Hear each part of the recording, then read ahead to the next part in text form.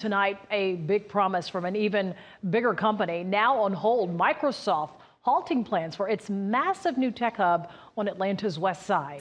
Take a look at this 90-acre property in Grove Park. It wasn't just bringing jobs. This big swath of land was supposed to be used for key community needs like affordable housing in an area long overlooked. Atlanta News First Megan Packer explains the next steps. I wanted to move somewhere that was developing, improving, moving forward, was going to have a lot of capital investment. Keith Adams bought his house in the Grove Park neighborhood in northwest Atlanta last year because of Microsoft's plans to build a west side campus here.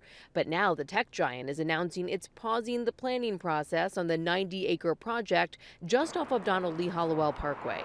I'm not real happy about it, but I know how these things are. This is just a business decision, so it's not a public company, it's a business decision, so these things can go back and forth just by one meeting within the company. So I understand this can turn around real quick, and I hope it does. You know, it caught us a little bit by surprise. The announcement comes after Microsoft recently laid off 10,000 employees, about 5% of its workforce. Atlanta Mayor Andre Dickens says the company has to figure out how large of a facility to build here and how many people will be in the office versus remote. I've had a brief conversation with them about, no, we're still committed to Atlanta. We still are committed to that location near the Bankhead MARTA station.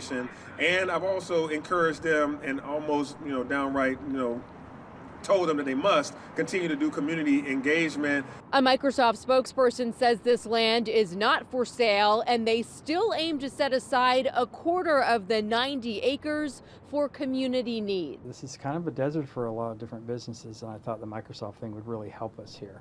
Community has just been about, trying to keep the legacy residents here and making sure that new development doesn't push them out. Chuck Aligbe has lived in the neighborhood he calls an oasis in the city for about 4 years. He's been involved in meetings with Microsoft. We were also looking forward to sort of the new opportunities that, having such a, big employer like Microsoft can bring, really good jobs that we would like to hopefully see go to people that live here. Microsoft says they intend to re-engage in planning efforts when expansion is warranted. In Northwest Atlanta, Megan Packer, Atlanta News First.